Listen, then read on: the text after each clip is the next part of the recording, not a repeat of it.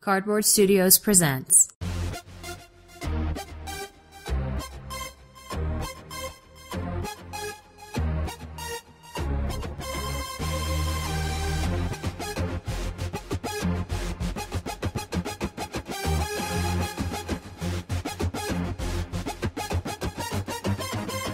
Heavy Cardboard, Episode 14, Kanban.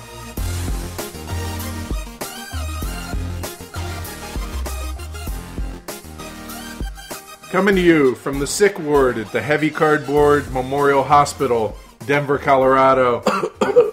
Welcome to Heavy Cardboard, where we talk medium-heavy strategy board games, war games, 18xx, and other related topics in the board gaming hobby.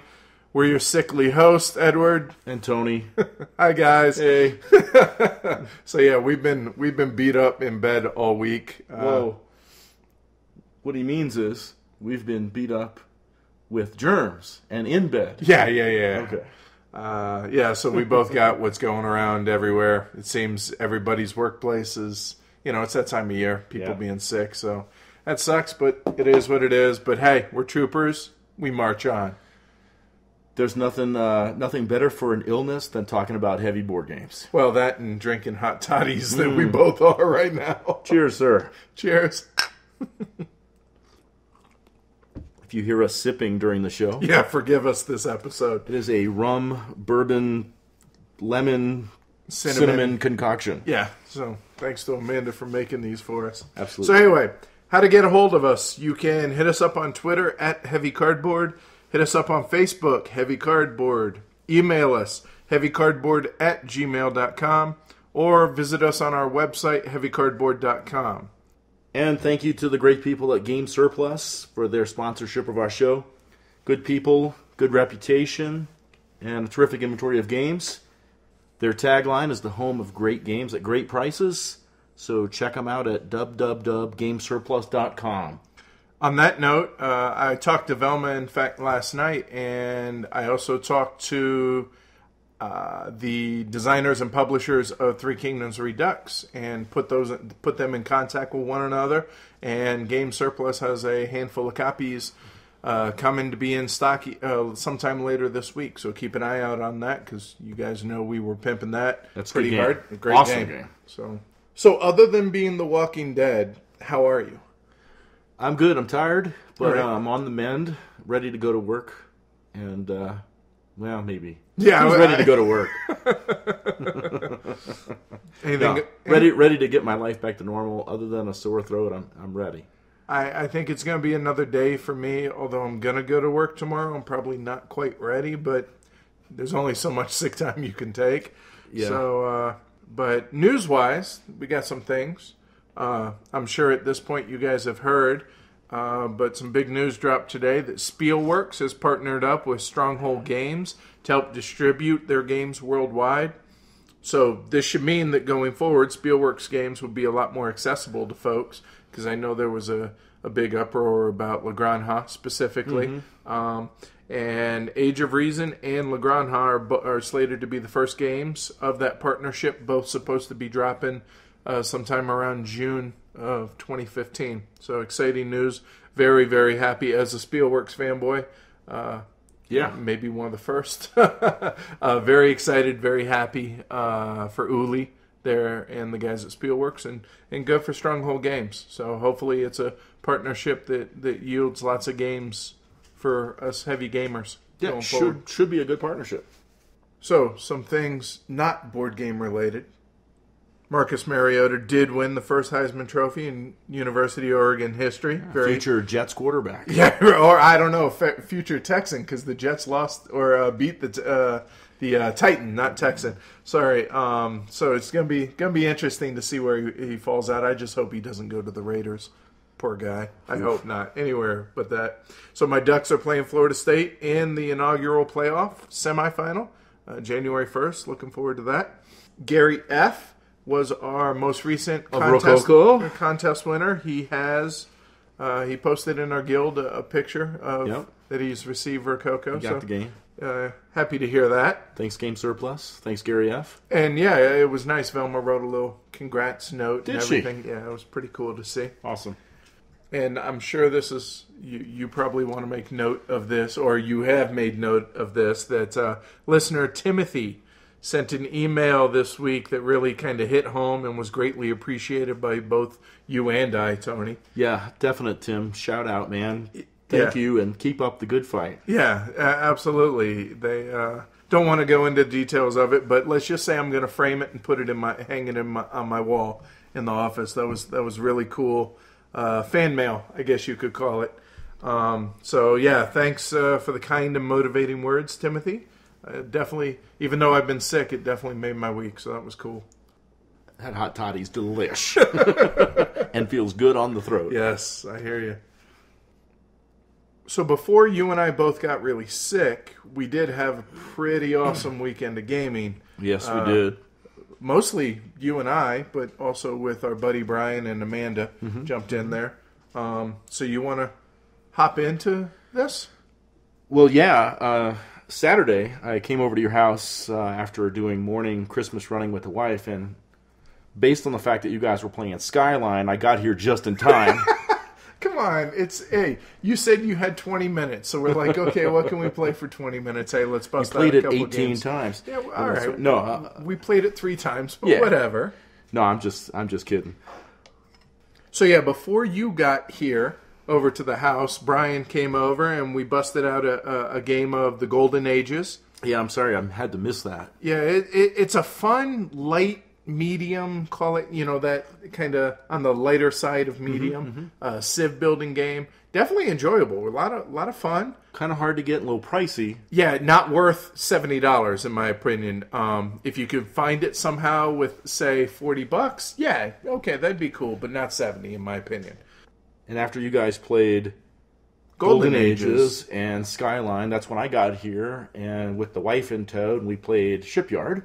Yeah, one of our all-time favorite medium weight, definitely top 20 game. We actually we recorded episode 0 God as a test tape when we first started the podcast, and the focus of that show was Shipyard. Yeah, I hope that never hits the light of day.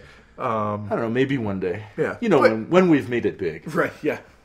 Many moons from now. Anyway, so we busted out a game of Shipyard. Always a great game. It was Brian's first game, and he only lost by 1 point. He did a very, very good job. After that, we hit a game of Kanban. Yeah, man. And focus of today's show. Right. That was, I want to say it was my 5th or 6th play of the game.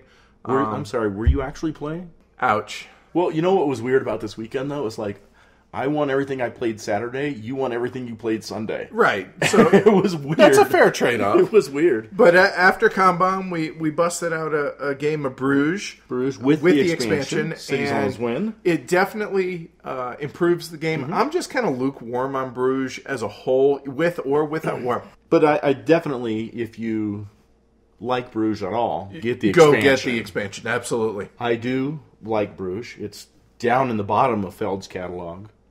Towards the bottom of Feld's catalog. So, but the still expansion above does help. Notre Dame. Oh, no. Not again.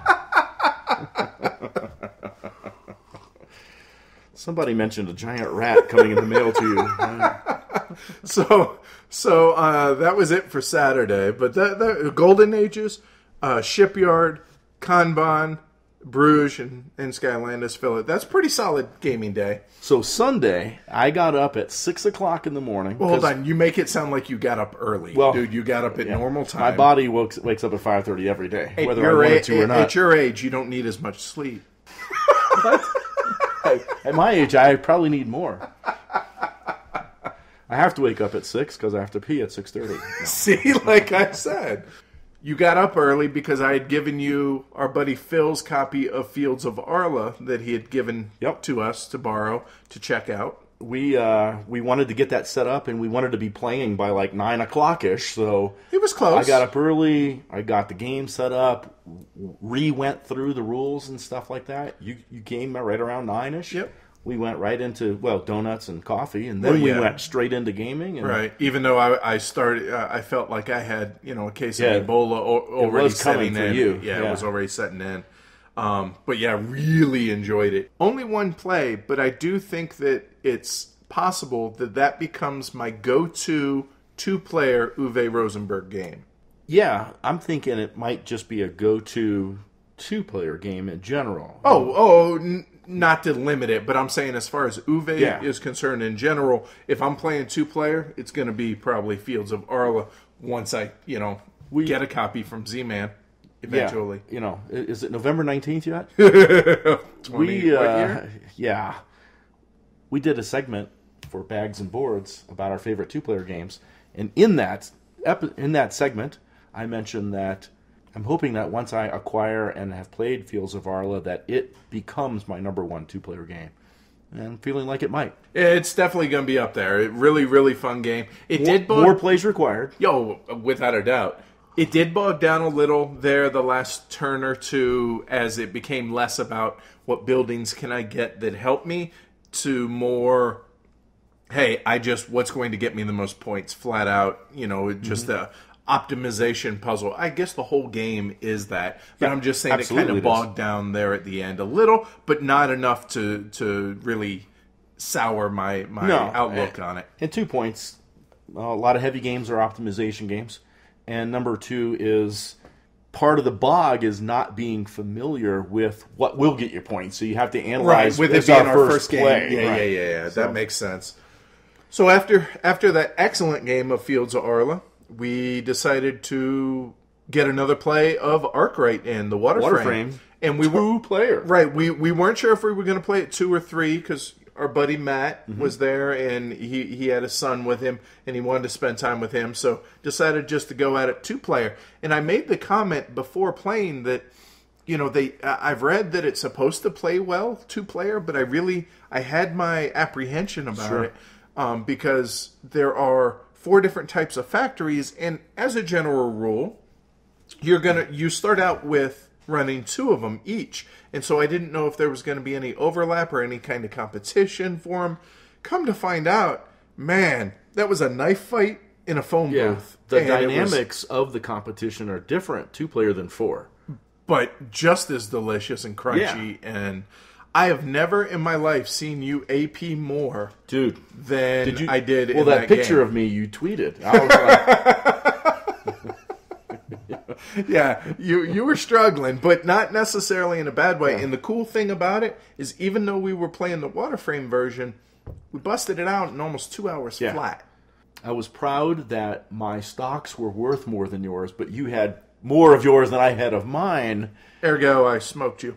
You did by, 150 points but or something even so, like that. It was a blast. Yeah. We're going to be featuring it in our next episode, so we don't want to go too much into that. But just what a weekend of gaming. He beat me by 150 points. I scored 370. So it's not like, scores are high in that game. Well, it's share times money. Share times share price or number of shares. So, but awesome weekend of gaming. And it was worth it, even though I'm, feel like a zombie right now. But that's all right. So that's what we've been playing. What have you acquired recently, sir? Well, sir, I have acquired, courtesy of the aforementioned Matt, Le Havre, the Inland Port. It's a 2-player Le Havre. Right, which I told you before you played it that I had read, having never played it, and we both love Le Havre, that it would be a dumbed-down version of Le Havre, and that I didn't think you would enjoy it, because I thought that you would enjoy just Le Havre as a 2-player game instead of the Inland Port. And the verdict was? It's a pretty good game. It's got some Le Havre flavor, courtesy of the buildings. And it's got some interesting mechanics about how you measure the quantity of the resources you have. And so I enjoyed it very much. So would you choose it over playing Le Havre as a 2-player? Or totally different animals? Just totally different animals. Okay. All right. But worth keeping? Absolutely. Okay, cool. Absolutely. Good deal. All right, what else? Also courtesy of Matthew, the Belgium deck for Agricola. We haven't got it to the table yet. And I won a new and shrink copy of Colonialism. Believe it's the German version. Doesn't worry me. for like $34. Yeah, a good price, but there's a lot of text. So I worst comes to worst, you can always borrow my copy and match it up. Yeah. Yep. And hey, my goal is working of making you a Spielworks fanboy. It's getting there. Well, I like colonialism from day one. Right. Arkwright's good. We'll talk more about. I want to be reserved. Right, and you're willing to give both Rochefort and Colon Colony another shot. Rochefort, I'm definitely willing. Always have been. You had 102-degree fever when we played Colon Colony, so I'm going to force you to play that again, so that's not your only takeaway from that. The other thing that just arrived yesterday was the brand new St. Petersburg. Version 2.0. Version 2.0. I got it from the German Kickstarter, whatever the heck that's called. And I did get the English version. They were offering both. It's the second edition has the yellow deck. It's a 5th deck, and you could play it the standard St. Petersburg way or with the yellow deck. Adds a little market functionality into the game. That's pretty darn cool. There's a ton of other little expansion modules in the box that we haven't even toyed with yet. So some look interesting, some look not. They're like you can play with this module and this module one. and not these or what. Yep. I'm a big fan of expansions that do that let you kind of tailor the game to what it is you and your group prefer. The yellow deck, being a 5th deck, does add a little bit of time to the game, but if you're a fan of St. Petersburg, then you don't mind that because it's a terrific game. I like the art in both versions of the game. I know that's I hate it weird. in the version I have, which is the first version. No, I like both actually. I like the art in the buildings. For the buildings in the new one, the people look a little weird. But, the shepherd card in the new one's a little questionable with the placement of the sheep and man. I'm not here, but to I judge, digress. And I'm keeping both copies. The wife says you're getting rid of the old one. I say, I wear the pants, honey. One of the cool things I like about the game is there are some personalities on the cards. Stefan Feld, Uwe Rosenberg, Tom Vassal, Tom Lehman, Vlada Chvátil, Doris Matthaus. All these people are on the aristocrat cards, and I think it's kind of cool. I'm not a fan of the artwork of the people, whether it's the people you mentioned there or just generic. Of all the art on the cards, everything's an improvement over the old, but the people still look more people, but still weird. Yeah. Yeah. Not a fan. Yeah. What about you? As far as acquired, well, I was in 2 Secret Santas this year. I was in the Board Game Geek, the BGG regular Secret Santa, and the War Game one, the Santa Grogs. And both of those have arrived, and I was told by both to go ahead and open it. And so from regular Secret Santa, I got, wait for it, Kanban. Nice. So that was cool. And like I said, we've busted that out, I think 5-6 plays of it already. 6? I've had 6. Anyway. Okay, and that's right. We'll just call it a sick-induced haze, whether it's 5 or 6.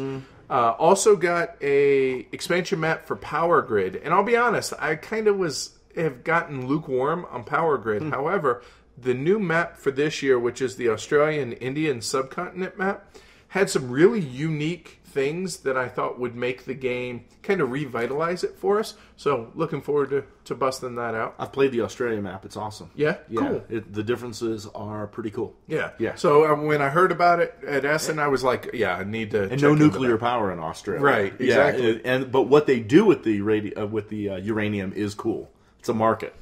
Cool. From Santa Grogs, my War Game Secret Santa, 2 really cool games I'm excited that were both on my wish list. Angola, which is multiplayer war game set in the early 1970s after Portugal gave Angola its independence. So it's about the Civil War there, and reviews are just amazingly good about this game. Really excited to get it out to the table sometime in 2015. And also Nations at War, White Star Rising, platoon level World War II game. So I'm not sure, but it's the first in the series, and I wanted to at least try it. If I don't like it, I can always trade it away or whatever. But excited about it nonetheless. So that was cool. And then the one big auction.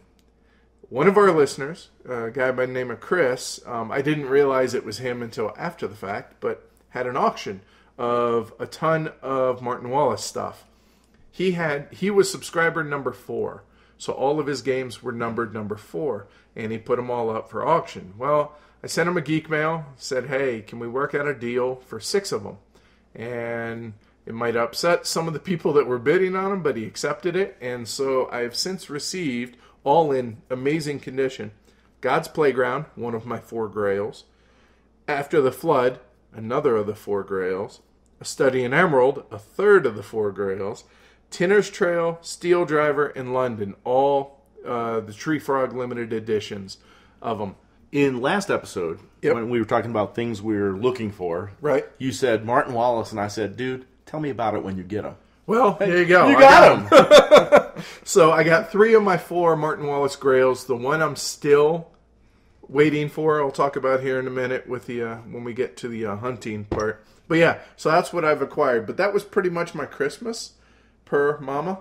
Amanda said, sure, you can get it. I got it for a good price, fair price. And so, yeah, there we go. That's it for me for acquisitions for the foreseeable future, to be honest, because those weren't super cheap. Yeah.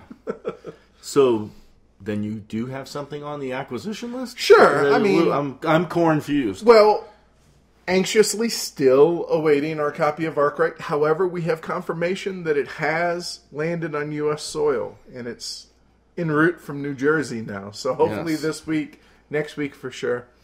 Hopefully Zongo shows up sometime. Yeah. That'd be nice. Fields of Arla.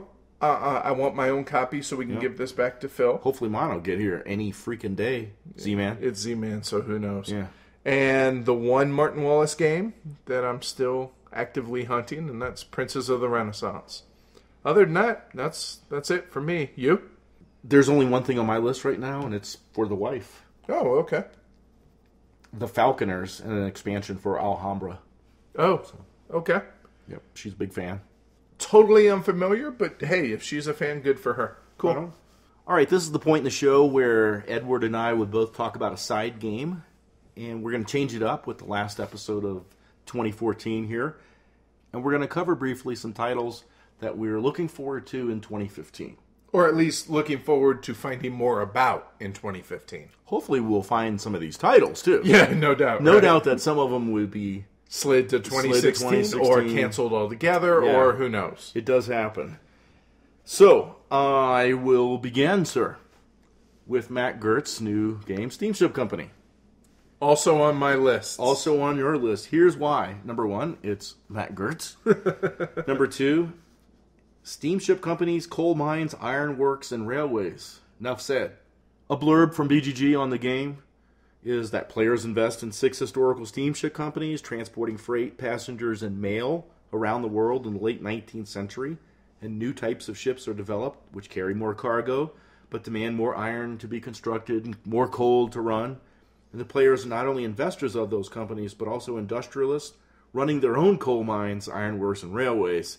And they make a lot of money by selling coal and iron to the companies of their choice. And that's what has me most excited. That little blurb right there, that part. Good. That's what I want. I have several games that have blurbs, and that's what I want, is when we talk about the blurbs, yell out what's going to make it, what is making it exciting in our minds. Steamship Company, Matt Gertz, 2015. Get it done, Mac. So Tony's list, as you can tell, not alphabetical. Mine, however, is. Oh, yeah. Mine's completely random. So I'm going to hit off a couple of these real quick because they're similar. 1844 and 1854 by O&O. They're both 18XX games. The thing that has me most excited about it is Clemens Franz is the one doing the artwork in that, which is unheard of for an 18XX. Outside of like 18OE, they're all have been very form or function over form. Mm-hmm. And the fact that Olney and company, these guys have gotten Clemens Franz to do the artwork, and he has been soliciting feedback from the 18XX hardcore players for when it comes to his artwork, you know, regarding the track tiles, but also the maps themselves, and making sure there's not overlap of mountains across hexes so that it can be ambiguous. Just kudos to him and to O&O for having Clemens reach out to the community, because let's face it, a lot of these guys are, you know, get off my lawn types, and it's all about function over form. So adding that little flavor into it, I'm really excited to see how that turns out. Does that mean the track tiles are going to be like Agricola tiles with like little people on them and little Milus? But the artwork on the track tiles that he's designed is a happy medium between it's just a black line on a field of solid green. Mm-hmm. It's a happy medium between that and what you were talking about. There's nothing on the... So there's no chubby dwarves? No, nothing like that, but it's gorgeous. Really excited about that. That sounds cool, man. Clemens Franz is an awesome artist. He is. Yeah. Another 18XX that I'm really excited about this year is 18 Coast to Coast, the new version of it. It's going to be a Kickstarter from Mark Frazier, same guy who did 18OE. He's doing another a redesign of his epic U.S. Now, it's the entire U.S. coast to coast with a little bit of Canada thrown in. Cannot wait. It's going to be an upgraded version of the original one that he made. So that's hopefully maybe in February going to be coming out to Kickstarter. Really looking forward to that. Next one on my list is Ships by Martin Wallace. Another on my list. Ships deals with the history of shipping from the time of the Phoenicians to the modern era. The game is divided into 3 ages, marked with different ship types. The galley, the galleon, and then the steamship age. Well, first of all, the ages intrigues me because, Brass has the 2 different ages, the canal age, the rail age, and different things happen in the game. So this one has 3 ages, so that's pretty cool. And I'm just looking for more Martin Wallace economic twists. Same here. Yeah. I've read that it's kind of built off of Automobile. Another one which I haven't yet played, which shame on me, yeah, but we need to play that. But it's supposed to be built off of that. I'm a little concerned the fact that this was supposed to come out sometime in 2014, and there's no artwork. There's very little info out on this, so hopefully at some point in 2015. I know this was one of the 3 subscription games. It was this, Onward Venus, and Mythotopia. Yeah, Mythotopia. That were part of the subscription. You pay one price, you get all 3 of them, whatever. And this is supposed to be the last one, and there's just no info out there about it. I watched a video on Onward to Venus. Looks like trashy good fun, actually. Cool. Yeah.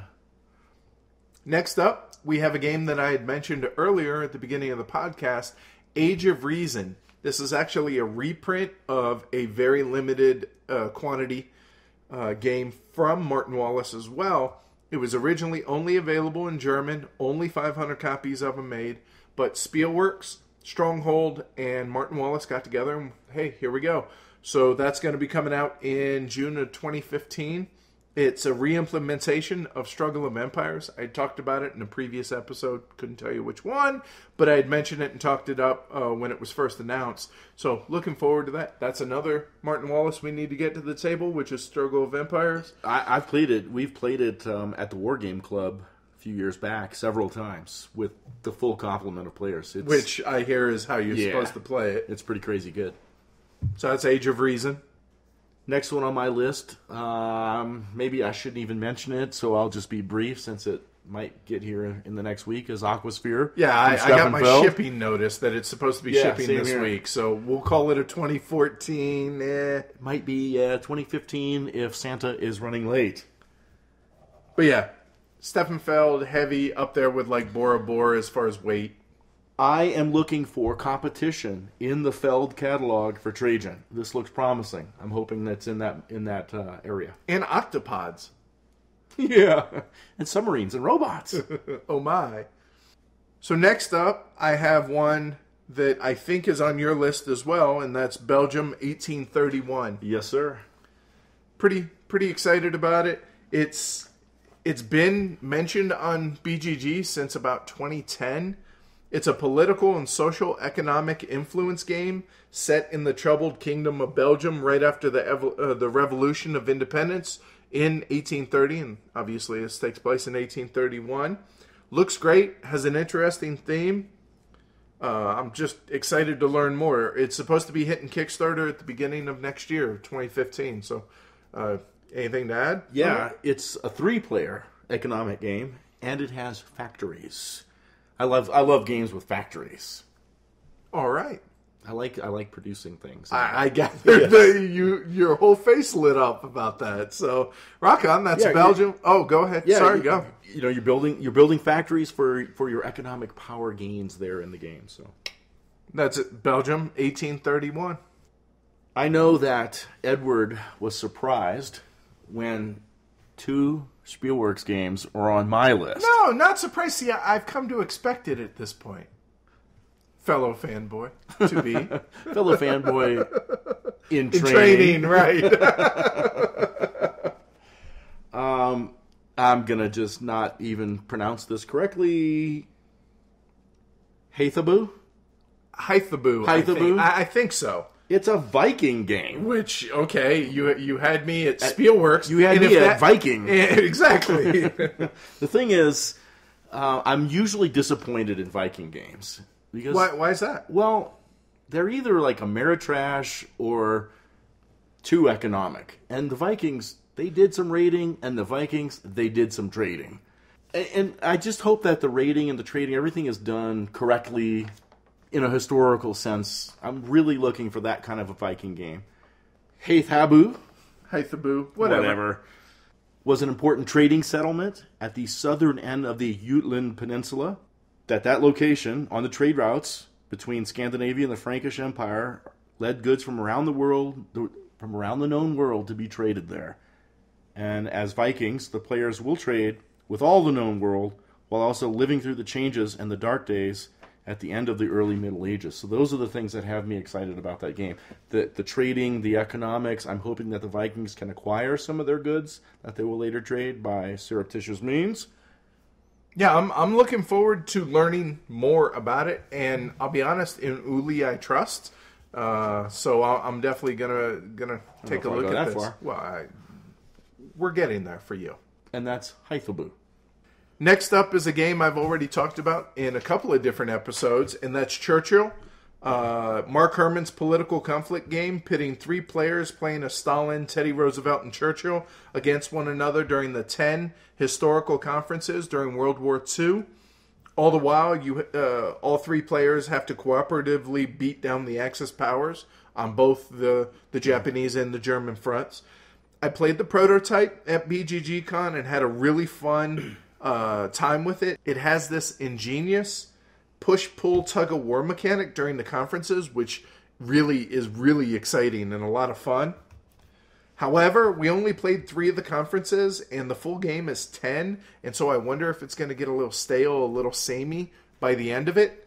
But to be honest, it's too early to say, but I'm looking forward to it. It's currently on the P500 on GMT, but it's not definitely on the print schedule for 2015. Supposed to be, but it's not yet, so keep an eye out for that. That's Churchill. Next on my list is Scythe from Stonemaier Games. And here's why it's on my list.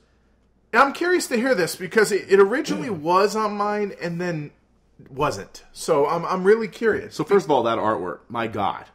Yeah, it looks incredible. Amazing. Second of all, the premise, according to Stonemaier Games, is Agricola meets Kemet with asymmetrical factions. Okay, I'm listening. Well, the Agricola part, yes. Kemet part, not so much. Yeah. But... And that's why, I'm saying, that was the delineation for me. I was like, Agricola, yeah, Kemet. I'm hoping there's not so much Ameritrash in there. But, asymmetrical factions and Agricola, that's cool stuff right there. Well, we'll see how much the Kemet plays in. We both like viticulture. Both of us were really lukewarm on Euphoria, although the production quality is as good as awesome. anything out there. But so I guess it's worth checking out at least, keeping an open mind. Jamie Stegmaier is saying that there is a new communication mechanism, quote unquote, in the game. So there might be some cool, innovative mechanic that's worth checking out. That also put it on my list. So that's Scythe. Another game that I have talked about recently in previous podcasts is The Gallerist. Also on my list. And that's Vital Lacerda's 2015 release. You basically run an art gallery. I'm not going to go really in depth if you are interested. We just did. Yeah, in last episode, it was my side game. I talked about it. For me, I'd buy poop in a baggie if Vital designed the baggie. So I played the prototype at BGG Con to get a feel for it. It's lighter than his previous games, including today's featured game. But that doesn't necessarily mean it's light. It's just lighter than Kanban, Vinos, etc., etc. Looking forward to seeing... one other thing I want to mention about the Gallerist is Vital and the publisher, which I believe is Eagle Games, is actively soliciting artists to submit artwork for the game. Oh, that's cool. To be one of the artists that you can quote-unquote discover nice. in the game. So check that out on BGG if you're interested. But yeah, I thought that was pretty cool. And that's the Gallerist, Vital Lacerda. Next one on my list is from another pair of our favorite designers, Nippon. Right. Old Nuno and Paulo. Yes, Strike yes. again. They make solid games. The Japan theme is interesting. And here's what the premise of the game is, that Japan's unique social and geographic characteristics make this process a challenging endeavor. Natural resources are scarce, differences between the islands dramatic, and political changes are hard to accomplish, and the social stratifications are deep-rooted in the country. That is so awesomely true. I can't wait to try this game. You guys need playtesters. You got 2 right here. I read that actually it can be a mix of casual gamers as well as hardcore heavy gamers that can play the game together. So, yeah, I'm just curious to find out more. Plus, the initial artwork that I've seen for it looks really, really cool. And that's Nippon.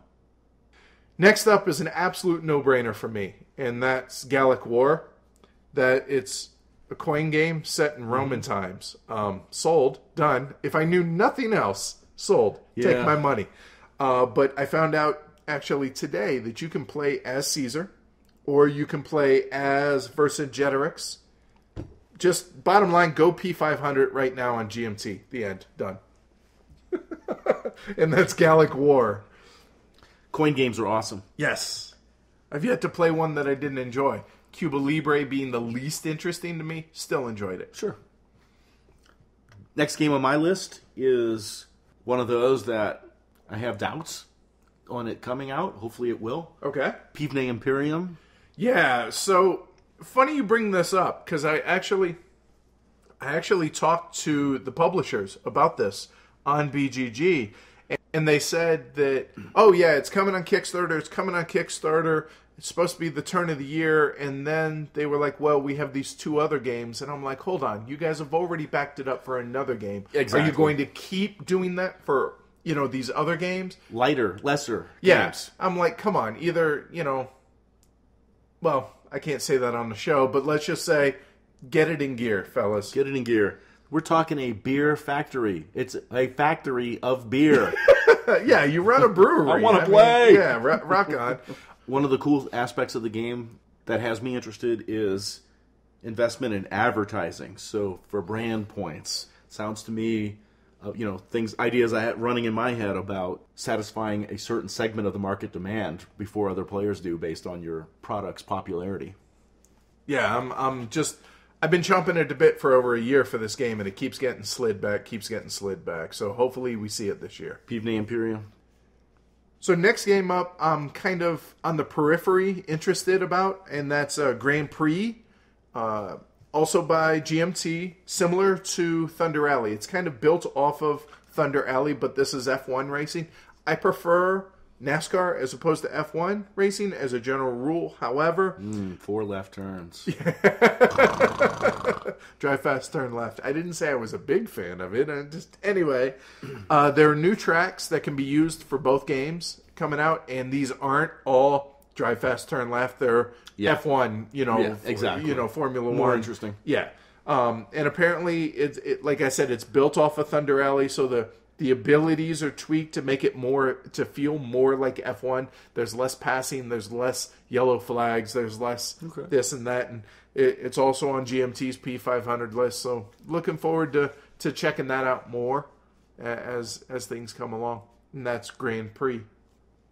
Next one on my list, I'm not sure, again, if this one will actually make it, because there's been a lot of churn and delays on getting it to Kickstarter, and the names have been changed, and so this This could be something that has So something what the hell is it? in it that's interesting to me, or it could be just more crap starter crap. What? Loop.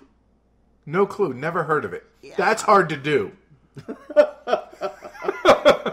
Well, the thing is, here's the blurb. You and the other players work at Loop Incorporated, the most prestigious time travel agency in the world. Uh-oh, it's a time travel game. Well, that's not entirely true. It is a mismanaged third-tier agency that cares more about making a buck than making sure the delicate weave of the time-space continuum stays tight and safe. For you and your coworkers, it's as good a job of any, and if you time things just right, you get a nice bonus at the end of the day. And since you have a time machine, you could take multiple cracks at it. Huh. Assuming things don't get too chaotic with past selves running around. So, I love time travel stuff. And so... does this let me go back and redo, in time, but I might have problems with my old self and stuff like that? See, it sounds like Tragedy Looper you would enjoy as well, which is already out. And I've never heard of this Loop. Yeah, Loop or Loop Inc. Like I say, they don't know what the heck their name's going to be. Anyway. Huh. That's Loop, maybe. Do you know how hard it is for a game that would be on either of our lists to escape my seeing it? Well, we just hope Loop isn't poop.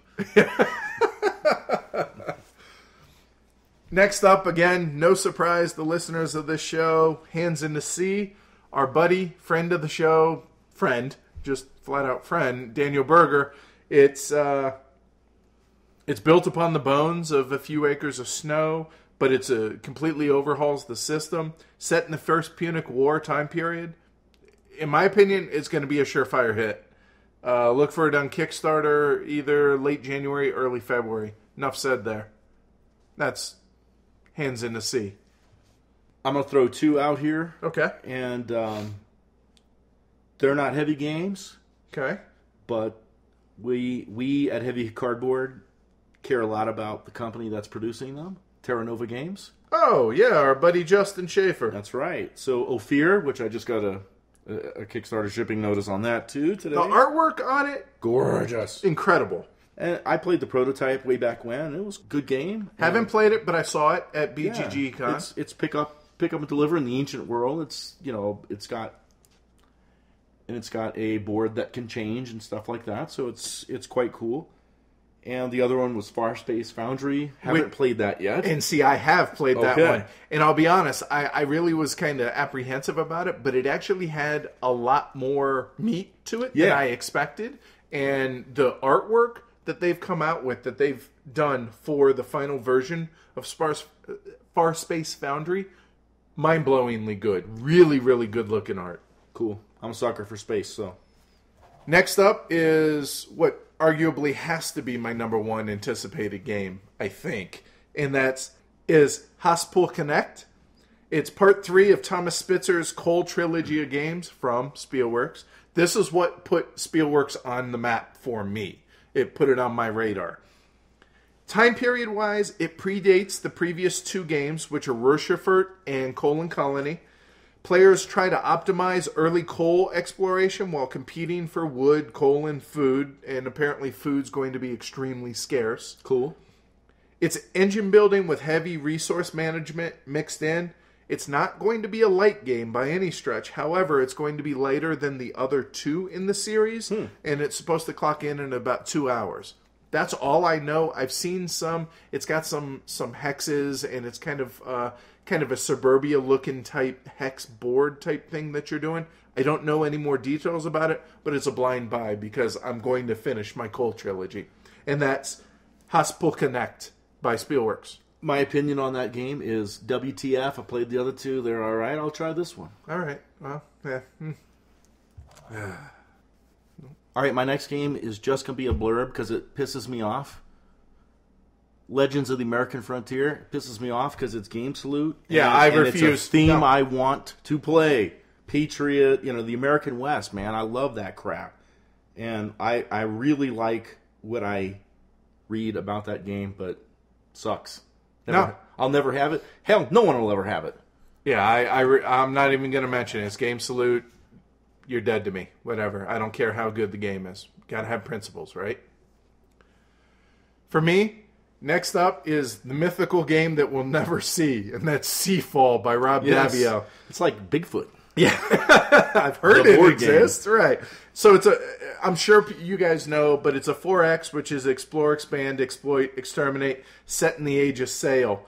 It's basically Risk Legacy by the Risk Legacy guy, but set in his own universe. I mean, everything about it sounds great, and it's been in testing, development, and everything for a long time.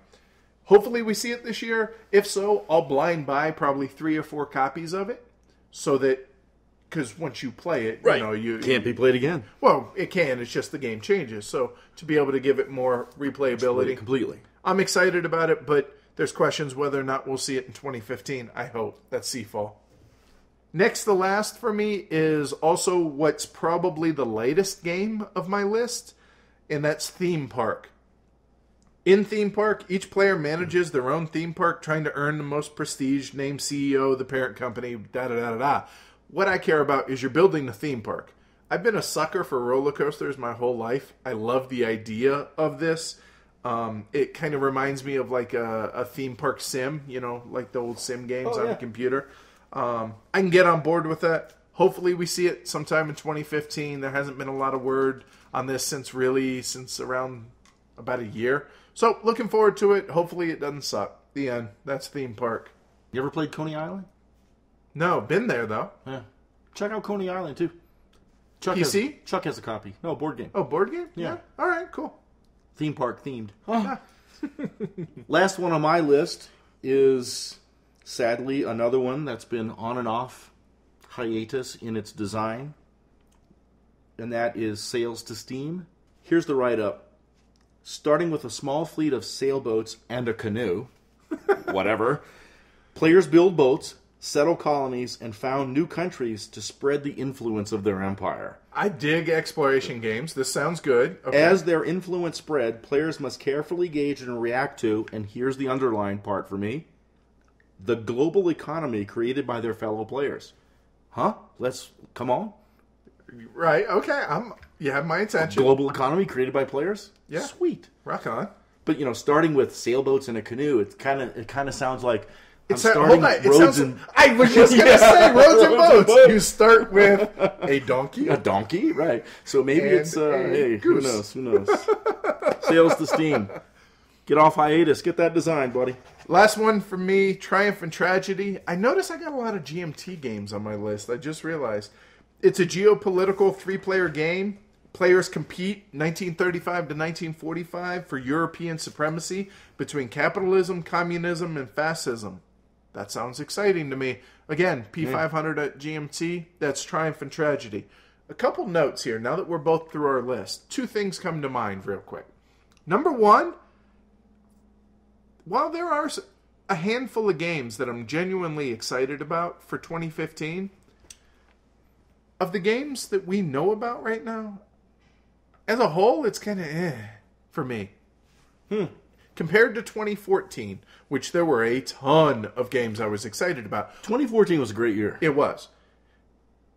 I'm just not as excited, which, hey, that just means we can review some of the games that are in this room that we already have, right? The other thing I wanted to mention was, obviously, this list is not all-encompassing. This is just a handful of the games that are coming out next year. And there's a lot of games that aren't even announced yet that we don't know about.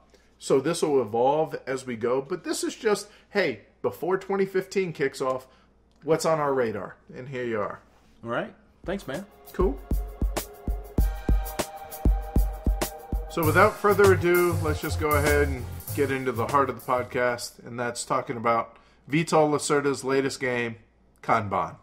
Kanban by Vital Lacerda, a 2014 release. Publisher in the United States is Stronghold Games. In this game, the illustrations were done by Naomi Robinson, but the graphic design and 3D illustrations are credited to Vital Lacerda. Interesting. Yeah, interesting for sure. The player count of the game is 2 to 4 players. The length of time on the box says 90 to 120. We'll talk about that. The components. All the components, there's a lot of wood in there, the little cars and everything. Cars, and all the cardboard. workers. Yeah, all the cardboard is really thick cardboard. solid construction, solid, component quality, I would say. Yeah, absolutely. Everything in the box was of good quality. The player boards might be a little thin.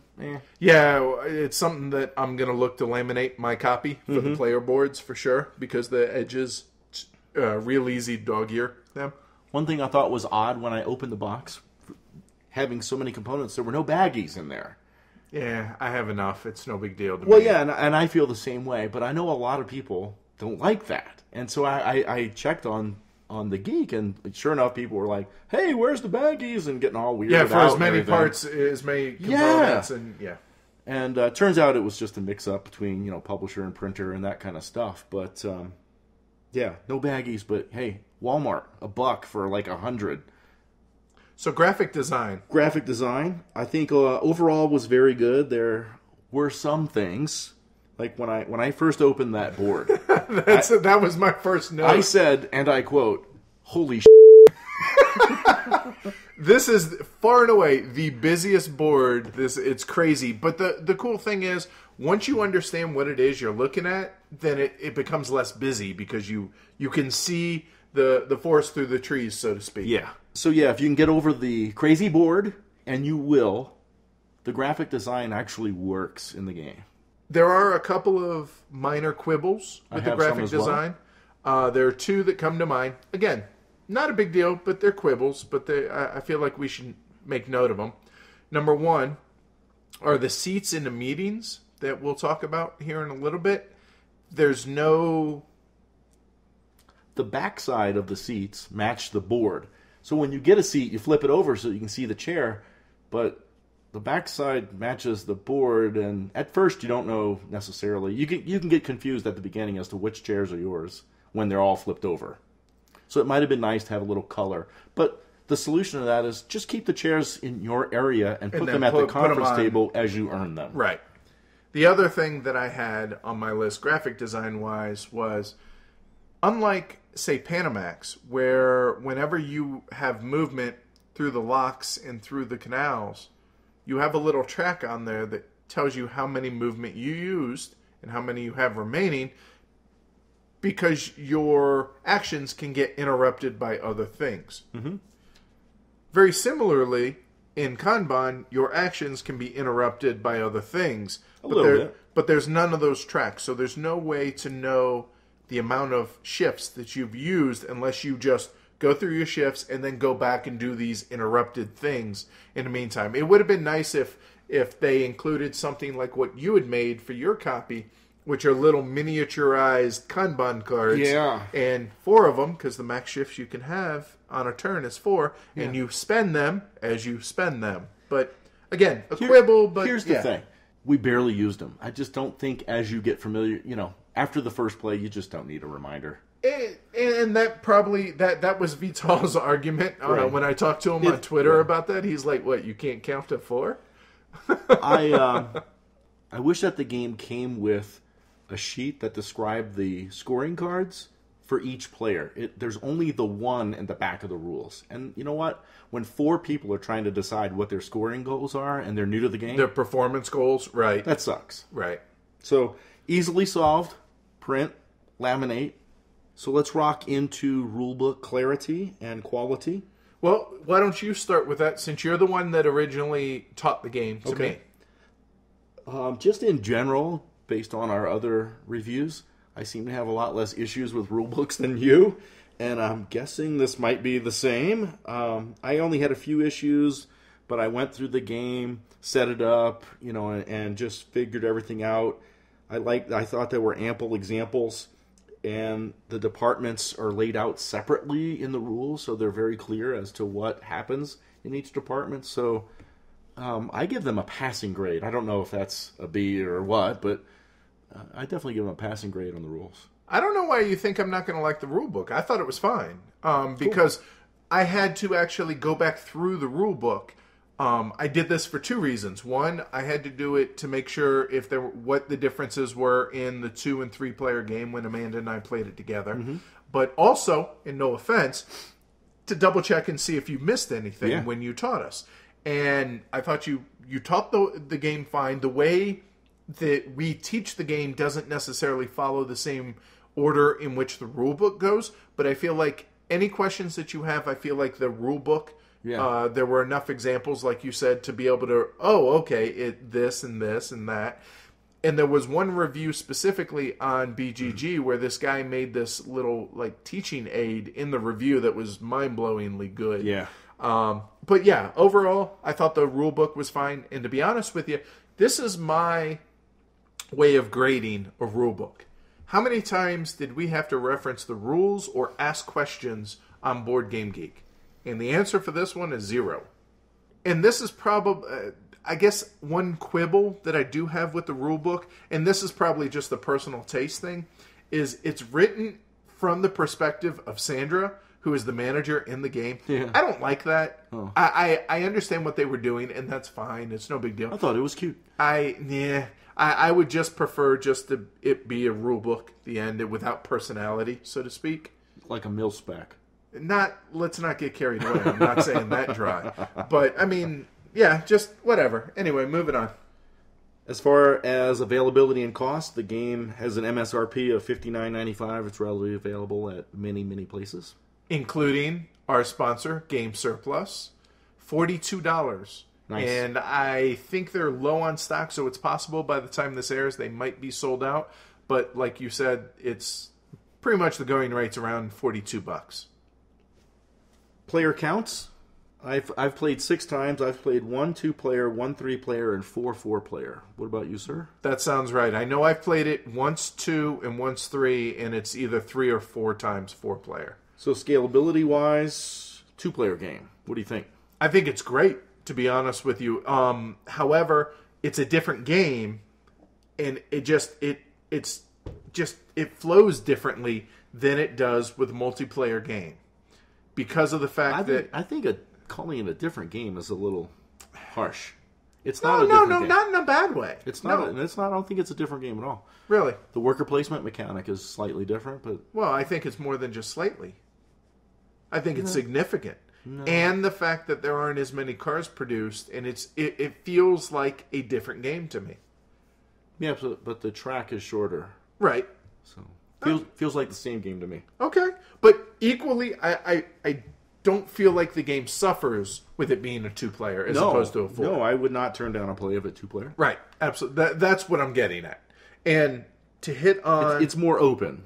Right. Yeah. Even though Sandra does block off an entire department. Still more open. Right. Yeah. What about 3-player? Before we get to that, I do want to note that a 2-player game, in my opinion, can get down to an hour and 15 minutes. Yeah, of absolutely, this. absolutely. So the time scale very much is significant. 3 players. I think that's still a solid game. A little tighter on the worker placement, which we both like. Yeah, I do like how the car track, the evaluation track, The test track. Test track. There you go. I like how there are different ones for different player count, and that's kind of the part of the speed of the game, the timer of the game. I do like how that changes based on scaling. I feel like the 3-player is closer to the 4-player game than it is the 2-player game.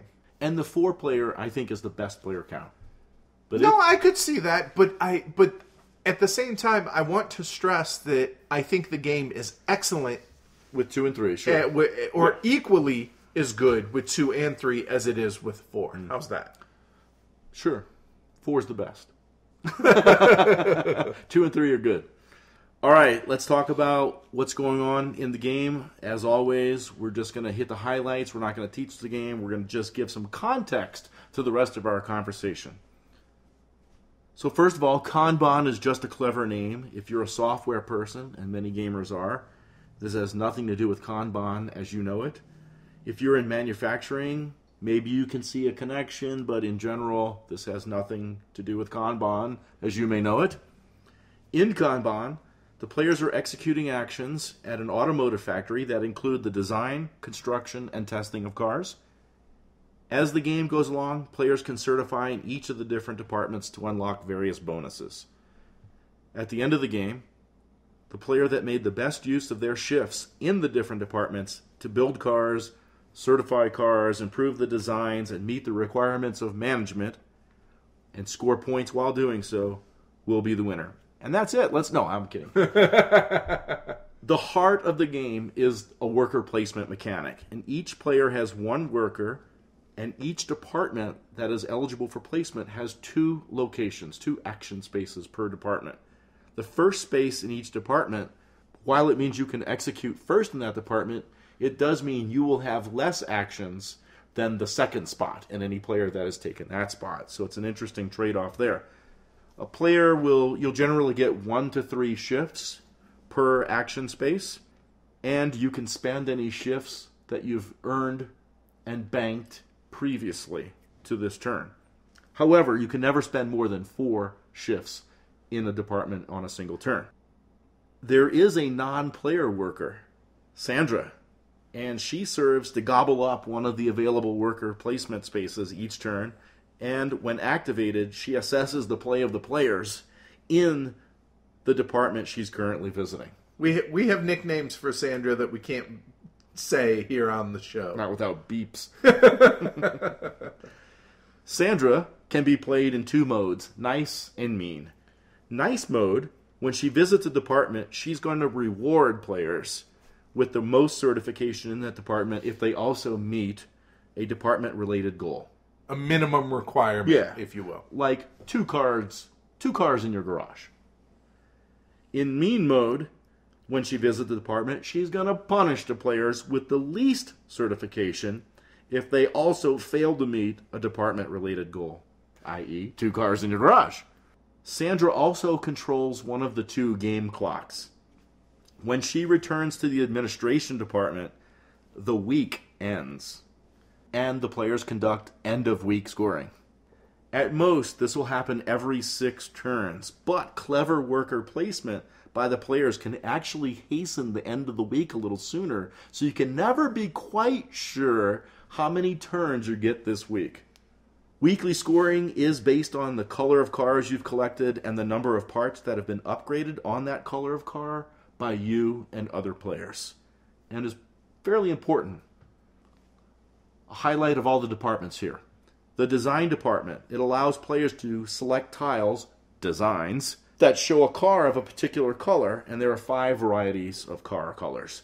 The design will later allow a player to claim a car of that color off of the test track to park in their garage, and some designs also have an illustration of a particular car part, and there are 6 different kinds of car parts, and these tiles can then be used to either claim a car of the color shown of the car on the test track, just like I previously mentioned, if they've been produced already. Use in the innovation department to upgrade that part on that color car, which is really, really cool and really, really important. Logistics department. Car parts are stored here.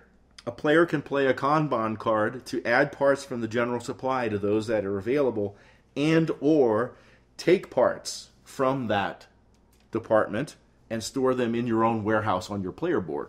The assembly line department is where players place parts from their warehouse onto the assembly line of the different types, colors, of cars. And when a part is placed, the car moves forward on the line, pushing any cars in front of it. There's a really cool mechanic there where the cars have to follow certain arrows, so you have to make some choices as to how they move. Right. You can go a couple different directions with all the cars and push certain color cars further along the line than others, so on and so forth. At some point, a car is going to come off the end of the line and roll onto the test track. When a car rolls off the line, a player is going to score 1 or 2 points per car as well. Now, when you're placing parts in the assembly line, if a car has any parts upgraded, these parts have to be placed first. So if Edward has upgraded the blue part on a black car, and I want to push a black car on the line, I have to start with a blue part. I.e. brakes. Once those requirements have been met, any other color part can be made. So as a car gets improved with all the different parts, it becomes really tactical on what you can use in the assembly department to push cars off the line. And obviously, no car can have multiple of the same part. Can't have 2 chassis for a car. That makes sense thematically. Well, that'd be a funky car. If a car rolls off the line and it meets the type that's currently in demand, there's 2 different types that are currently in demand, the player will earn a seat at the conference table. More on that later. The testing and innovation department. This is where the cars go that have previously rolled off the line onto the test track. And this is the place that they get claimed by having the designs that you've taken in the design department.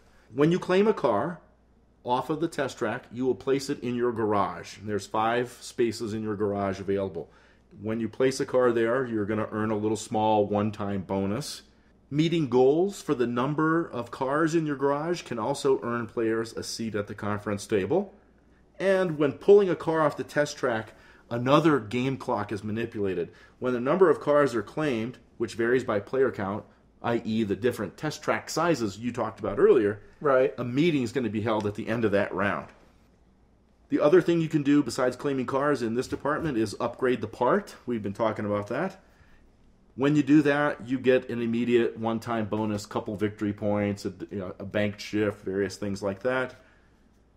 And meeting goals for the number of parts that you have made upgrades to can also earn you a seat at the conference table.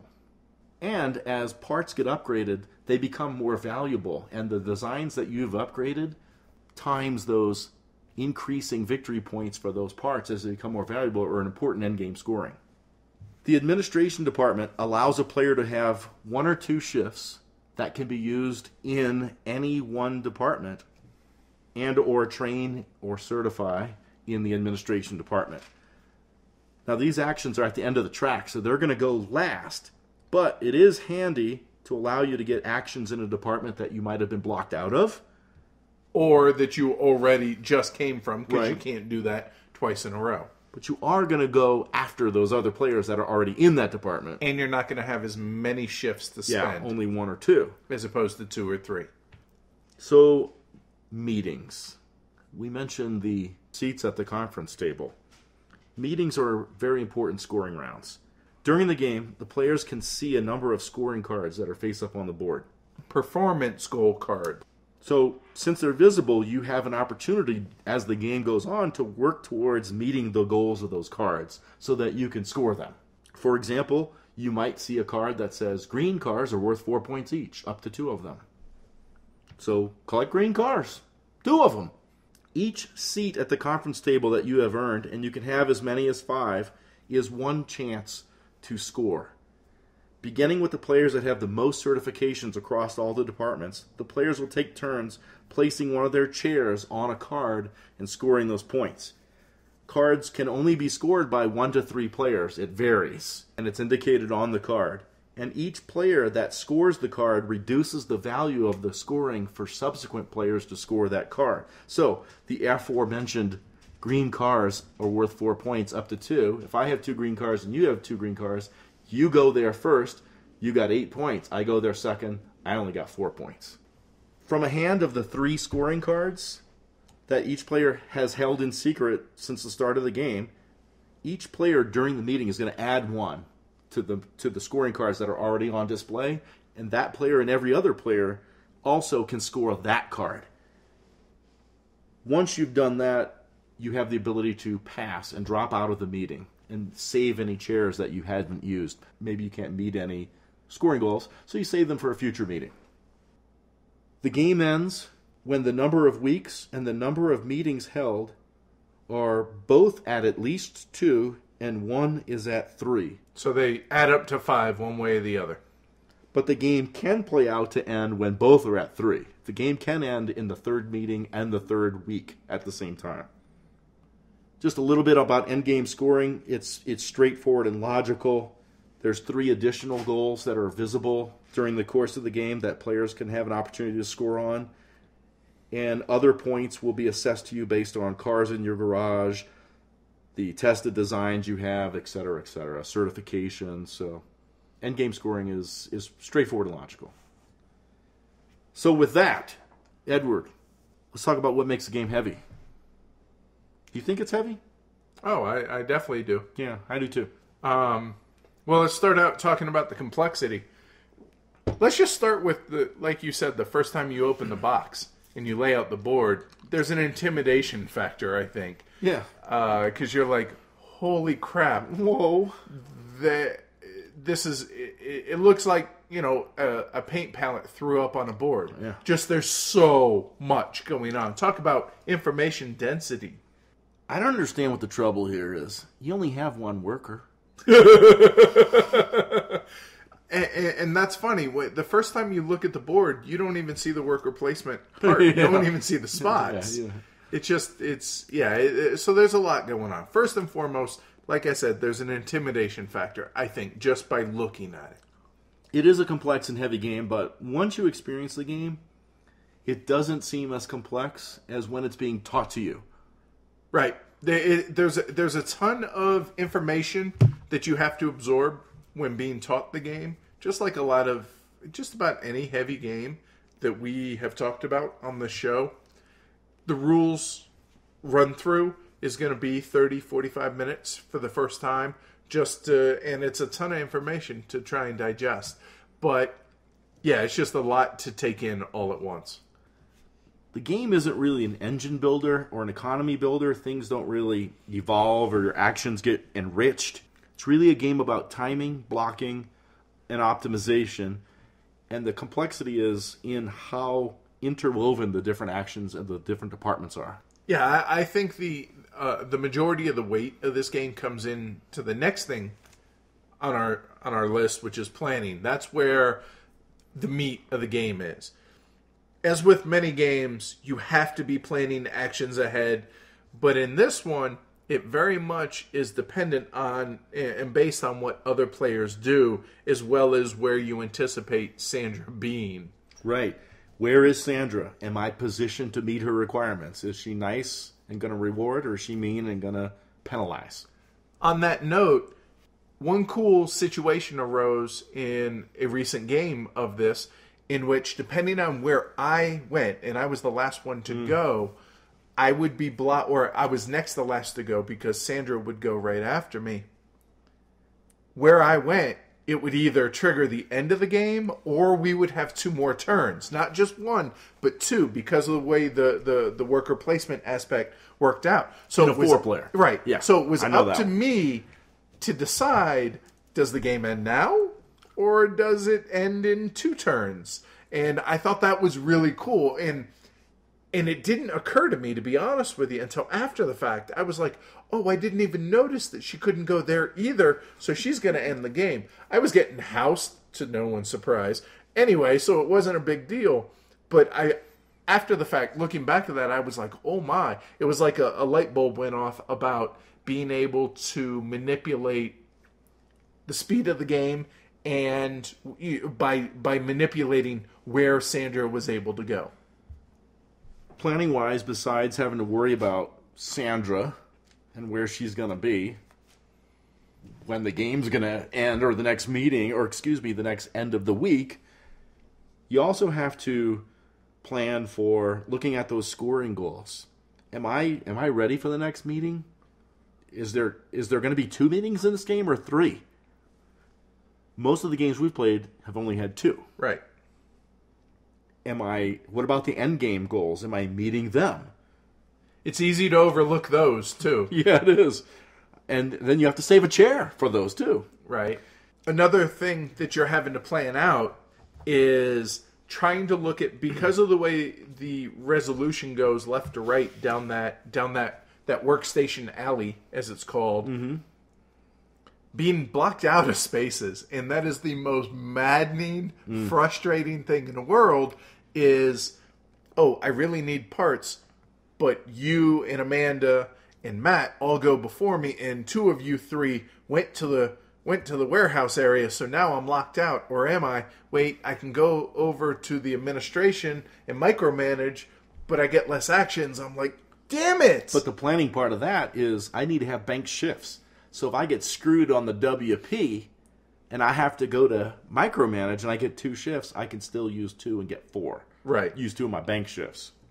But that's potentially costing you points. Yeah, because Sandra and the bank shifts are direct points as well as end game scoring. So if you did piss poor job planning that and anticipating where other people would go, then boo on you. Another planning aspect, I think, is making sure that at the weekly, end of the week scoring, that you score well. I think the weekly scoring is critical in the game. Yeah, and you easily have to overlooked. plan to get the right designs, the right cars, the right upgrades to score well at that meeting. Right. It's not a meeting, I'm sorry, to score well at the end of the week. In our first couple games, or especially the first game I played, it was almost, and this is through no fault of yours, when you taught it, you didn't emphasize just how important... I didn't know. Because you didn't know, right. How important that end of week, because if you look on the board, in the top right corner where the meetings are, I mean, it has its own room, it's a big deal, so you're focused on these board meetings. Okay, these are the important ones. And it's almost, I don't want to say afterthought, but it's almost a very subtle but super important thing is planning for these end-of-week meetings and just how important those are. And it's really, and so when I've taught the game in subsequent plays, I made sure to stress, but how important those end-of-week meetings are. However, it's really hard for people to wrap their heads around how that scoring works until they see it the first time, and by then it's too late.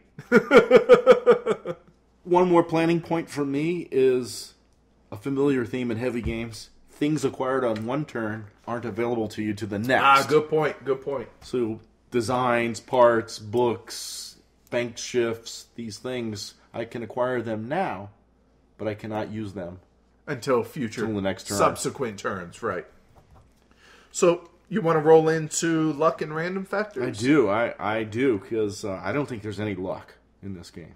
There's no luck, but there is random. I agree. Several things. Go ahead. I have 4 things listed here.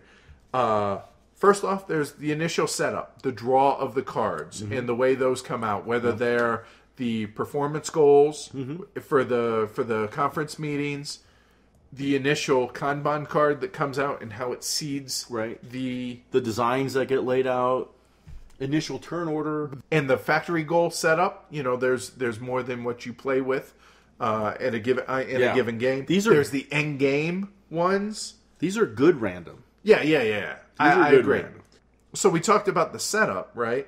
But then there's the Kanban cards that you acquire as you play one. You get a new one, so that's going to dictate what warehouses go out. There's 4 different ways to play a Kanban card.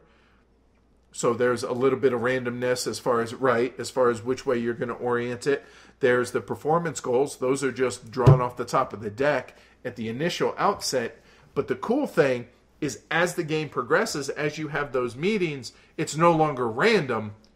Every player is consciously choosing one of those performance goals to put out there. So the only random is that initial setup and then subsequent draws. But you're getting 2 new cards of 3. You're going to play one, and then you'll have another for the subsequent meetings. I think that's really a cool way of almost doing like a mini draft, kind of. It is.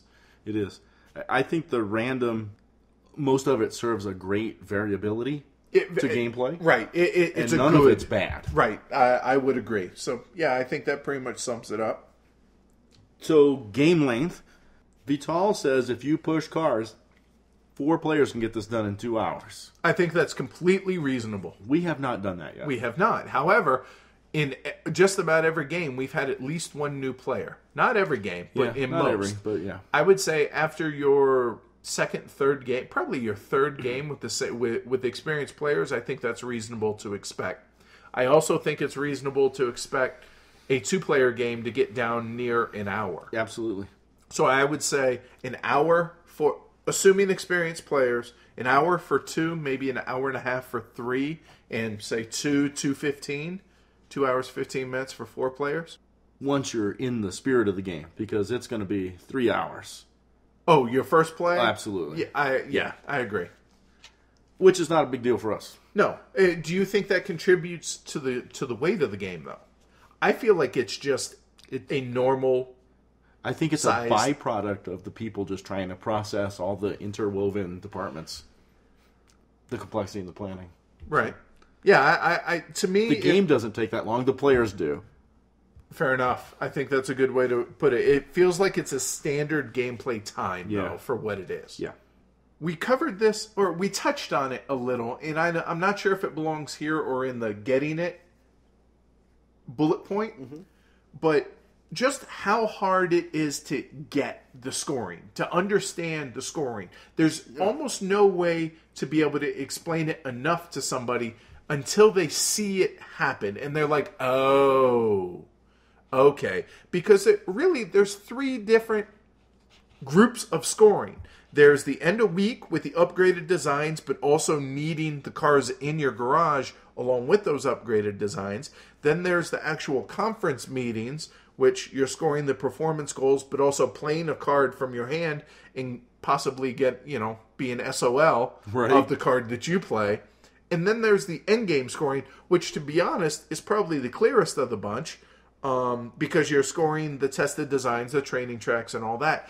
And they are 3 very distinct, completely different scoring times and things that you are scoring that, like I said, until you experience it, there's no way that I could explain it enough for you to be like, oh, okay, yeah, let's play. Yeah, I think that does go under, like, the getting it bullet point. And I think, a full play. You need a full play. Yeah, there's no way in my opinion, I don't think you're going to be really competitive your first game because you don't know what you're doing. You don't know how the scoring works. Even though it's been explained to you, you don't know how the scoring works until you see it. What makes this game enjoyable? Well, first and foremost for me is... You better say what I think you're going to say. Now I'm nervous. For me, it's the simple but brilliant action order resolution in the workstation alley. Okay, good. Was that what you were thinking? Yeah, it's the first bullet point in my list, too. The worker placement stuff. Right. It's killer. It's really... It's so simple and so well done. And I said that because you're such a worker placement fan. Sure. That had to be the top of your list.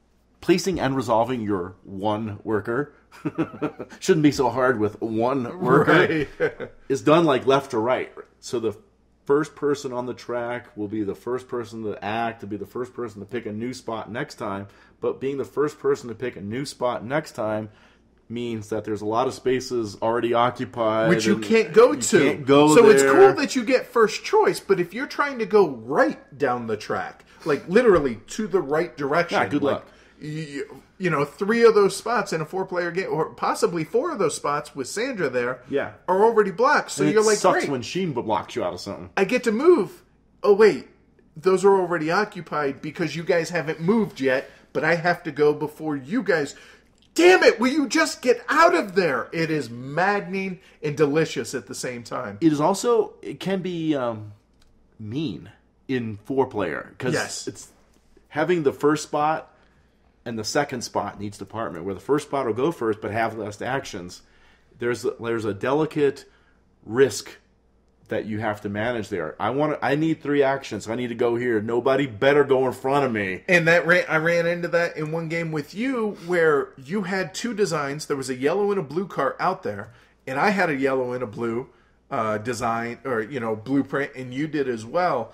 And I moved before you, and I was like, well, I want that extra time, so I'll go second potentially. And no, I can't because you'll take those cars. Screw it. I'll have to use one of my bank time and cost myself points just to ensure that you don't come in behind me and abuse me. And you would have. So me? Yeah. So that was my number 1 point, and obviously yours. So what else do you have? I know we have a bunch here. The meetings, like super corporation boardrooms that we imagine, can be ruthless when it comes to placing chairs out there. I'm just going to place a chair on here just to screw you out of some points. Even though I don't get as many points as you, but you don't get 6 points. I've placed you get 4. I get 2. I've placed a chair to get nothing just to keep another players from scoring as much as they could have. Yeah, it's brutal. It's cutthroat. It is. And then I'm going to play this card. There's a whole thought process about when do you play the card from your hand. Because if there's some juicy stuff out there, I'm playing it now. so that you guys are, oh, shiny over here. And I might get to play on my card, or I might play something that I want you guys to score so I could do. I mean, there's like, oh my God thoughts. Or you see somebody, let's say you're wanting to play a card that scores the number of parts vouchers you have, and I see that two of the three other players have like 4 parts vouchers. I wait until you guys are out of seats, and then I play them and be like, oh, so sorry for you. No one can play on that card. So on that, earlier we were talking about the different Sandras, and that's another thing, is there are 2 ways to play, depending on what kind of players you're playing with. If you're playing with more experienced players and they're pretty hardcore, you play with Mean Sandra. One thing that you had mentioned in our last game when we played with Mean Sandra is the game feels a little less swingy with Mean Sandra than it does with Nice Sandra. Because in Nice Sandra, like you said earlier, she rewards you with bonus points if you were the highest, most qualified, and you meet the minimum requirements. You could gain up to 8-10 points per time that she stops by that department. Well, in Mean Sandra, she'll never give you points, but she might not take away if everyone's qualified, and has at least 5 bank Met shifts. the requirements. Right. Right. And so nothing happens other than, whatever it is she does in that department, whether it's clearing cubes or pushing designs or whatever. And so it's really interesting, and I didn't expect that to happen as far as more swingy in the basic nice version of the game as opposed to the harder version. Yeah, I just found Mean Sandra to be less impactful on the scoring. And that's probably because people are more concerned with addressing her requirements. Which is completely fine. But that also, that's interesting that you worded it that way. That Sandra actually has less impact. Mean Sandra does. Right, Mean Sandra has less impact on the game than Nice Sandra, and you would think that it would be the other way around. So I was reading around about Sandra online, and Vital had he chipped in. He says, "This is not official, but here's a variant that did get some playtesting. Sandra's always nice, and when she comes to a department and cannot reward someone, she flips to mean for that department. So if someone's doing good, she'll reward you. But if no one has met the reward requirements, she's going to start whacking you. So she's mean and nice, potentially, depending on the current conditions of each department and the players in it." Interesting. Yeah, I thought that was kind of cool. That might be worth a little more playtesting. Yeah, that's cool. I also dig that there's no catch-up mechanism in the game. Yeah, there's no ketchup, no mustard, no mayo. Yeah, every decision in the game matters. Yeah. Every single decision. But in most of our games, it should be like that. We've come to expect that, right? Yeah. I mean, that just encourages you to learn to play better. Right. Yeah. I love it when a turn, or the game, ends in both a weekly scoring and a meeting. It's awesome. A double dose of points, man. Doesn't happen too often. It doesn't. But when it does, it's cool.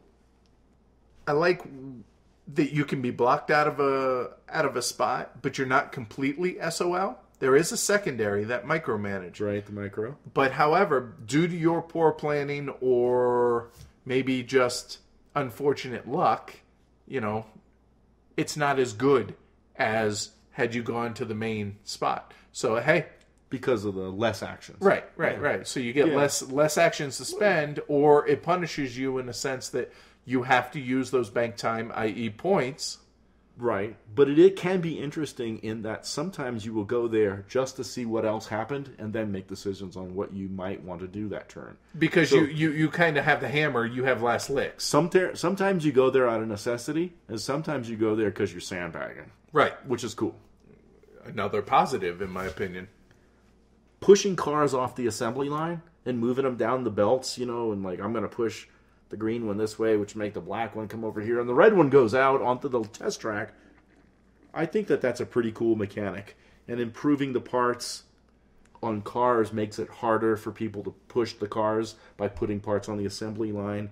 I dig that whole mechanic there. Kind of a visual Ricochet robot. You have to follow the tracks, but which way you choose, which way you go, and it's kind of Panamaxy in like I'm pushing this car, which pushes that car, which sure, pushes okay, that car. I could see that. Yeah, that's cool. I dig how you have to balance as you get better at the game. I should say how you balance not only playing what you want, but trying to block others. Mm-hmm. And how that interaction is there to where I can't completely screw you more often than not, but I can delay you a turn or two. I think the recycling department is an awesome idea, and I completely always forgot. Screw it up. And 50% of the time, when I do remember it's there, I always have the wrong color cubes to use the recycling department. But the recycling department is way cool. How you can exchange cubes there for free. Yep. This is going to sound really dumb, and it's almost like a confession that it never occurred to me before. But when I was prepping for the show, I read how Vital said that it was designed that if you've planned well and you're the one pushing the cars off the line, you will be the one with first dibs to claim those cars. And I stopped to think. I'm like, are you? Because in the left or right, pushing the cars off the line is the second department.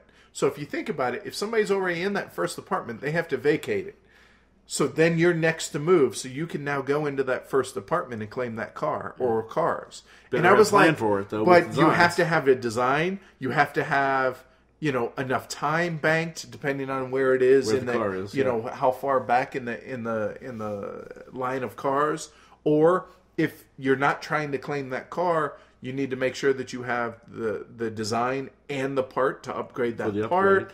And so it never occurred to me that, wow, because somebody was complaining, oh, you'll never have a chance to claim that car that you're pushing it off. So why push those cars off the line and help someone else?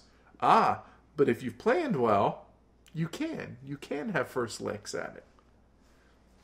I like the meeting scoring in that the use of the chairs and the limited number of chairs and how it degrades the scoring for the people that place their chair there after you is kind of a cap on some points. So someone can't run away with points at a meeting. In Caverna, if I got 24 sheep, that's 24 points. In Kanban, if I got 5 cars, I don't know how many points that is during a meeting because it depends on what cards are out there and who beats me to that card with their chair. At scoring in a meeting, the highest points you can score is like 9 points on a 8 card. or 9, yeah. 9. Yeah, it is 9, you're right, yeah. And I like that. And it's diminishing. So if you're not first to speak on a topic, then it's kind of yesterday's news. You don't score as well. Right. And I like that. And part of why I like that is because it puts more focus on the weekly scoring. And that's where you can get some big points. But to get those big points, you're doing the things that's driving the game to its conclusion. So I think all that fits together really, really perfectly. Good job, Vital. I like how I have 5-6 plays in and I'm still not really good at the game. I like that challenge. Seriously, I don't want to be able to master a game after 2 or 3 plays. Yeah, no. This game's kicking my butt. I like it. I'm just not really good at it, but I'm really enjoying that challenge. And on that note, I love how quickly it plays with 2 players. Yeah. And how the game kind of changes because Sandra completely blocks out an entire division in which wherever she is, you can't go. And it completely blocks you out in the 2-player game. And I just like the way it's not an afterthought, the 2-player game. It really has some legit thinking and development went into it. I have some player interactivity points I want to run by you. Okay. We talked about the worker placement and the blocking and stuff like that and getting in front of somebody or being behind somebody.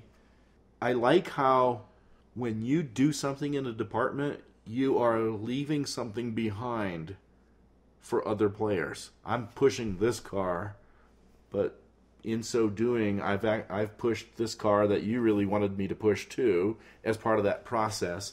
I might have put some parts out in the logistics department, taken these others, but you want these. Took some cars off the test track, moving up the ones that you really wanted. I like how what you do in a department leaves tracks. Yeah.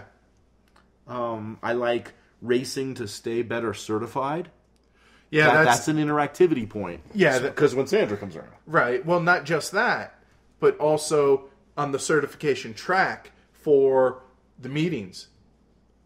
Being able to speak first. Yes. And how the more qualified, more certified you are, the earlier in turn order you get to go when it comes to that meeting. And some of those performance goals only have one chair. Yep. You want to make sure you're first, provided you're certified. That certification track is cool too, because as you make a certification, you get to choose one of 4 spaces. So the higher you want to vote, or excuse me, earlier you want to speak at a meeting, the less your reward is at the spot, because it's that offset between speak earlier or right. Now or later. When do you want the bigger reward? Like the last certification spot. If when you have 5, there's 4 spots there. 5 victory points, 3 victory points, 2 victory points, or no victory points. But if I choose the no victory points, I'm speaking first. Yeah, so it's pretty cool.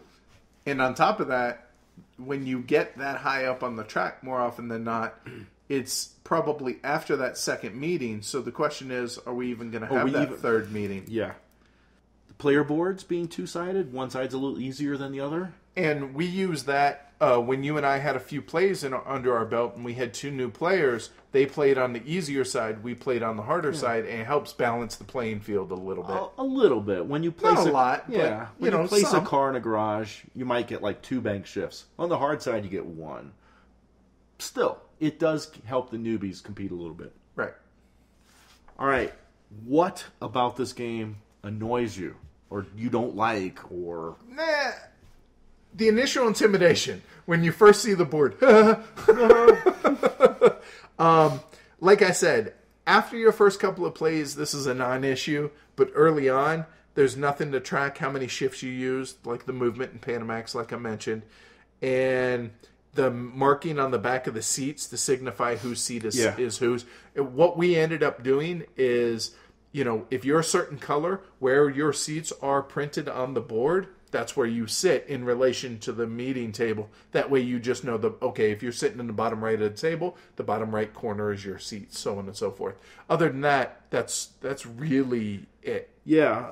Other than the component stuff that we talked about, the only thing is some people, not a big deal for us, but it is fiddly to set up. It's a lot of little things to do and get everything ready to play. But it gives people something to do while you're going over stuff or catching up. Hey, if it's the first game of game day, you can BS for 15 minutes while you're setting up the game. I see that as a positive, bringing people together. So in summary, all I really have is that Vital's taken what can be considered a drab or boring topic in Kanban and turned it into an exciting, brain-burning competition of decision-making. Nice.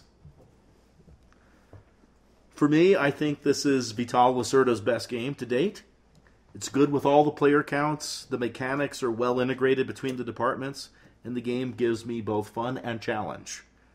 I think that if you, listener, would play this game a couple of times, you will definitely be rewarded by the experience.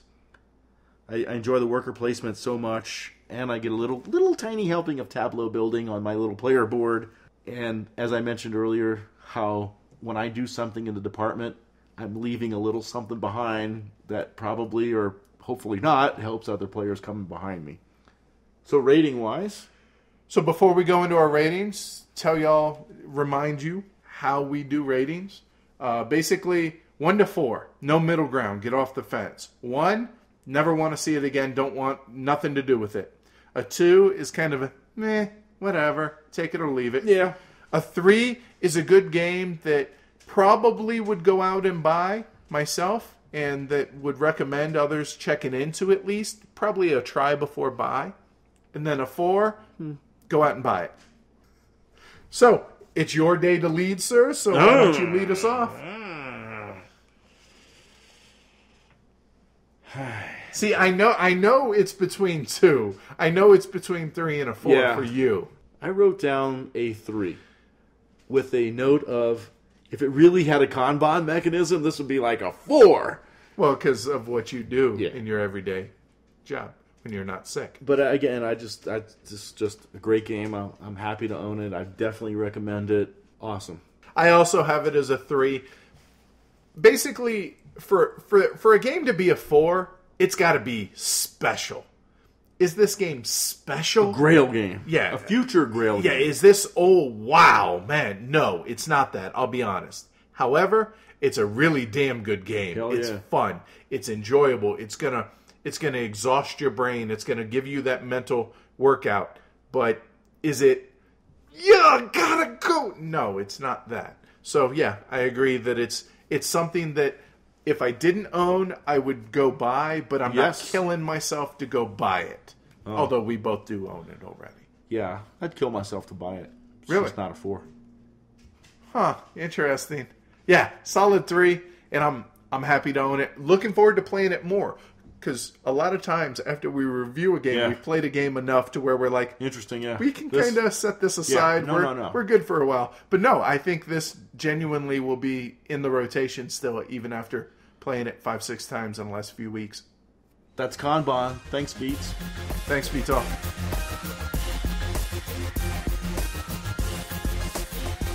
So with this being the final podcast of 2014, going into 2015, we thought we would take a moment and come up with maybe some New Year's resolutions or goals that we have individually, gaming related, as well as for the podcast itself.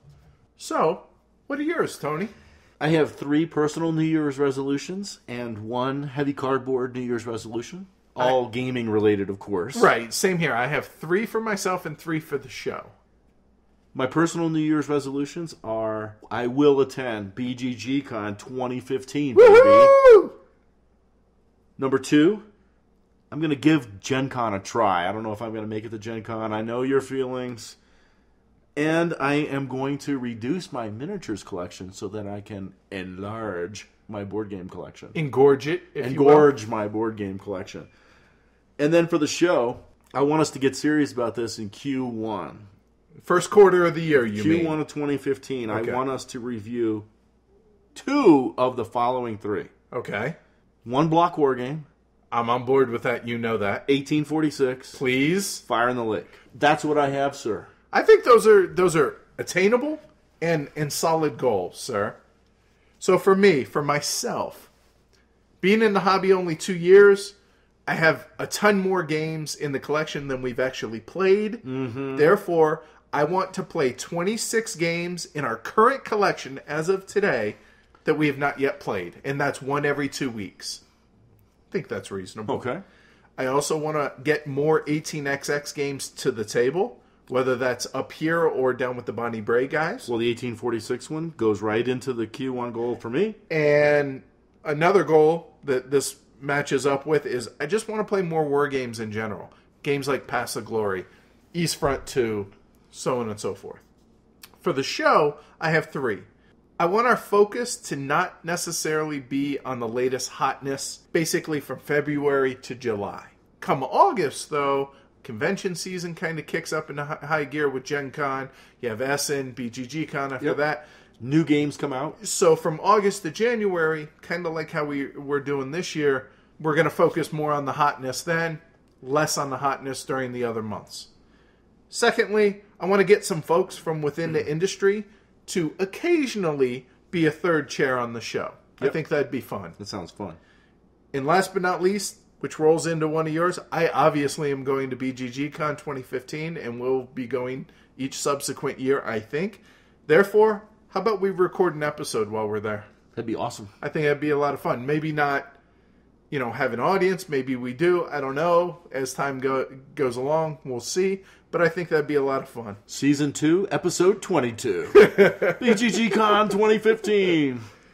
And with this coming out right before Christmas, wanted to say Merry Christmas to all our listeners. Yes, Merry Christmas. Merry Christmas to our sponsor, Game Surplus. The home of great games at great prices, www.gamesurplus.com. Thanks, guys. Merry Christmas. And to all the friends we've made inside and outside of the industry since we've been doing this, Merry Christmas, guys. Everyone be safe. Don't drink and drive, all that crazy stuff. Let's make some new friends. So if you want to be a new friend, Twitter @HeavyCardboard, Facebook HeavyCardboard, email heavycardboard@gmail.com, and the web heavycardboard.com. We try and answer every email that comes in. So if you guys have suggestions, questions, comments, whatever, hit us up. We'll hit you back.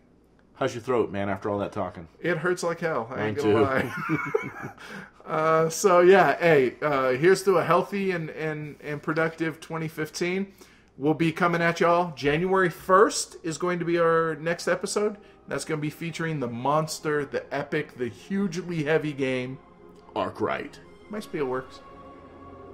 Happy holidays. Merry Christmas, y'all.